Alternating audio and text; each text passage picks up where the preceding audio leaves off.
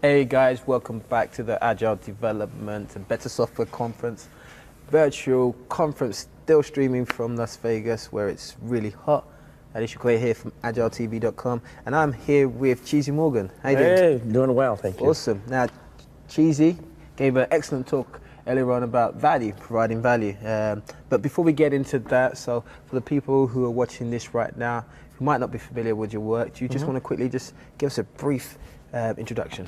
Sure. So, well, I'm an Agile coach by profession. Yes.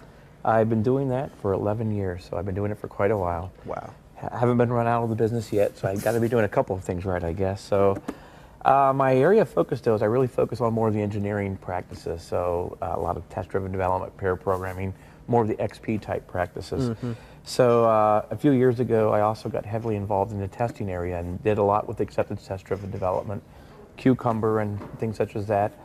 I've authored several Ruby gems that are used by a lot of people in the testing community. So that's kind of where I spend most of my time these days. Okay, so let's look at technical practices. We know that from an Agile perspective, one of the things that we're trying to do is to be able to reduce the cost of responding to change, but we also want to increase quality. Now, which technical practices, regardless of what methodology a team might be using, what technical practices do you think definitely should be in there and why?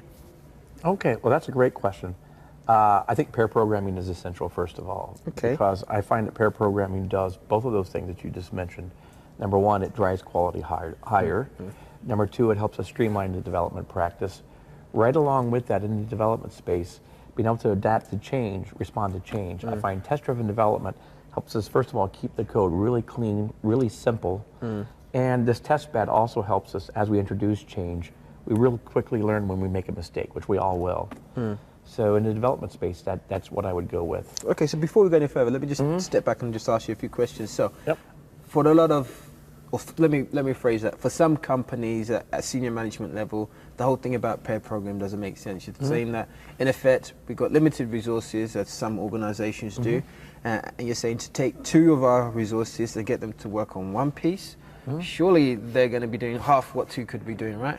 Well, that's an idea, that's a theory at least, that a lot of folks have. So the truth is that would only be right if development were all about typing on a keyboard, if that's what it was. But you go ask a developer, what do? They don't say, I type on a keyboard. Development is actually a mental process. It's all about taking large problems, finding ways to break them into smaller chunks, and then taking those and breaking them down further. Finally, once you get down to a piece that's small enough that you can actually act on it, then it's now figured out, how do we take this little piece, retrofitted into a code base that might exist there already. So it's all about a mental process. What we found, and there's been lots of studies in the industry that have backed this up, is that process, having two people do there, we can actually accelerate some of that mental breakdown. We make far fewer mistakes. Ultimately, the design that we come up with tends to be a little bit better. The real savings isn't necessarily in the initial development, or the real savings is in the defect reduction, the time downstream. But if you think about pair programming, we all kind of know that it works. And let me tell you why I say that. So let's say if you were sending an email to your boss's boss's boss. Okay. And you want to make a kind of sharp point. You want to get a point across. It might be very natural for you to type it up, but before you hit that send key, you're going to say, hey, Cheesy, man, come over here and take a look at this for me. You know, can you make sure I'm not too harsh, make sure, you know, wordsmith it a little bit. Make sure you're not just about to get fired. Exactly. I mean, whenever we have things that are real important, we often reach out to other people to help us validate it. And that's kind of our nature. And pair programming is just sort of a manifestation of that in the code. If we think the code is important, we think quality is important, and we think that we want to make sure that we have the ideal piece of both of those, then pair programming is essential. Which makes sense. I mean, we had Michael Marr talking earlier on about the rally curve, and that, you know, at the end of the day, if we want to reduce the cycle time or time to market, then one of the things that we can do is actually look at reducing the number of defects and improving the quality, because as we know, a significant amount of any project, the cost of any project, goes into the rework, right? The later when we catch up, the later when we pick up these defects, the more costly it is. So we call it rework. Lean would call that waste. That's work moving backwards in the value stream. Yes. And it is pure waste. Whereas if we were able to spend a little bit less time up front and get it right the first time, you know, or get it much closer to right, then we save a lot of time. So I've actually seen, I know this is not going to be surprising to many of our viewers, I've seen cases where teams spend 30, 40, 50% of their time just tracking down defects. I call this like the whole development ping pong game, where the developer pings the code over to the testers, and the very first time it takes like 30 seconds to find the first defect. Of course, yeah, I appreciate that. Back and forth, back and forth, back and forth, and that's a game that we really don't have to play these days. Interesting you should talk about that, because in my experience when I'm working with clients and providing consultancies, one of the things I'm looking at is the things which I think might be disruptive to the long-term objectives. And sometimes what I'm finding is whereby there's a lot of pressure on the team to get numbers of stories done, i.e., you know, we're measuring you, which I call vanity metrics, on how much work we think you're doing, how many hours you're actually putting in, means that the quality goes down, right? Because as far as they're concerned, they need to hit a certain quota of a number of stories, as opposed to focus on providing real value and measurable value, which is something that you spoke about today as well, which I found very interesting. It sure was. So I'll have two ideas around that. The first, I want to go back to this idea that you talked about around pressuring teams, because I see this a lot in Agile, where, you know, there used to be this idea of, you know, you make a commitment in a sprint, or you commit to getting a certain amount done. Well, actually, that's no longer in the Scrum guide. They took it out for a reason. But what happens is that idea is still out there, and so a lot of people, Scrum masters, managers, think that, well, the way that I'm going to get more work done and get more out of a team is by constantly putting pressure on them. And then we create these stretch goals and tell them that, you know, kind of almost shame them if they don't actually reach into some of the stretch goals. But what we know to be a fact is that if the team actually rushes, what happens along the way is they start to take shortcuts and they start to make mistakes. As a result, the quality starts to go lower. As a result, things actually take longer. So their desire to try to drive the team faster has the opposite result, in that it causes them to go slower.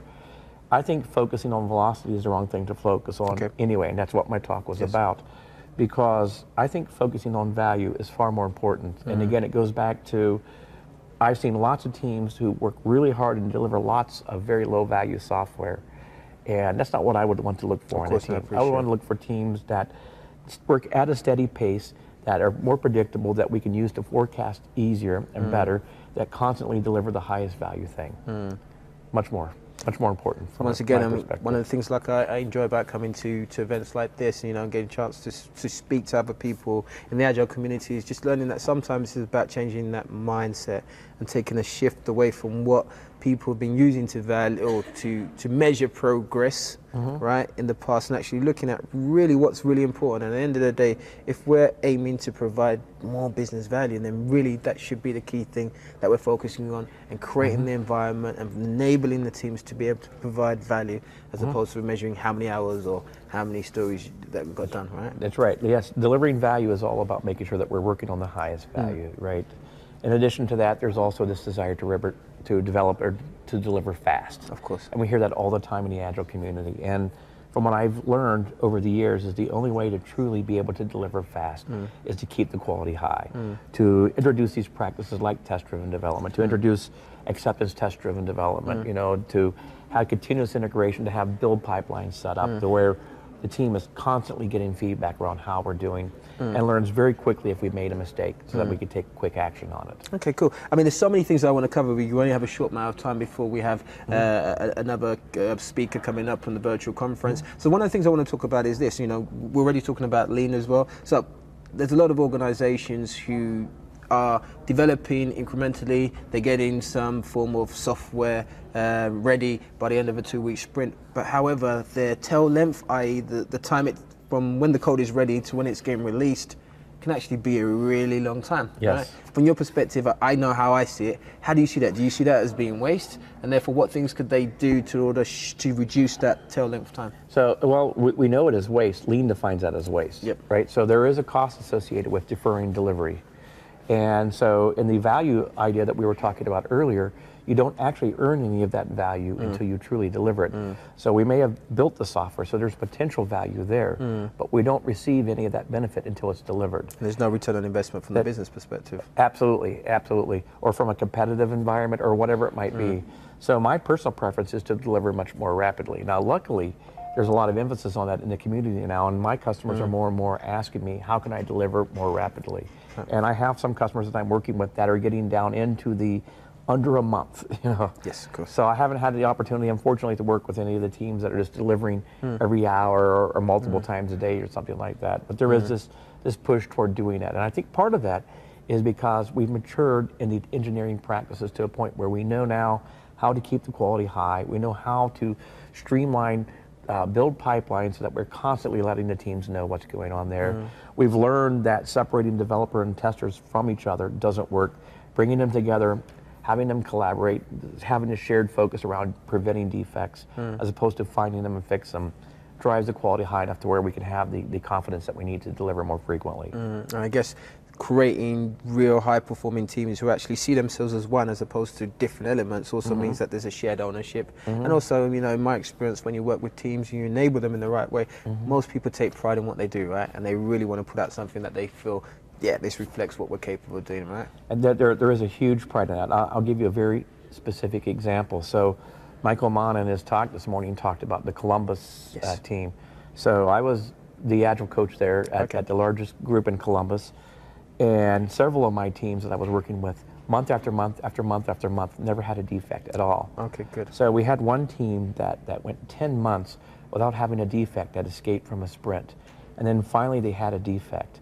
And the team was shaken so bad that the lead developer was in tears in front of the whole team, just because they were so passionate about what the quality that was there. They had so much pride in the work that they were doing and the craftsmanship that they were delivering. And I think we need more of this, but luckily what I'm seeing is there is a resurgence of this idea. So okay, great. I mean, you've provided so much great value. Like I said, this is something that we could speak about, you know, for ages, and I'm sure we'll continue to have our conversation offline. Yes. But for those people watching right now who might want to get hold of you or to find out some more about the great stuff that you're doing in the Agile communities, how would they be able to get hold of you? Well, my email is cheezy@leandog.com, CHEEZY. And my Twitter handle, very easy, 4 characters, CHZY. Very easy. Short and simple. Yes. Hey, Cheezy, it's been a pleasure as always. Same here. Thank you very much. You bet. So, there you go. I believe we're going to be handing over right now shortly to another virtual talk, and then we'll be back at 3:30, if I'm correct, 3:30? Yeah, 3:30 for a final interview. So, see you then.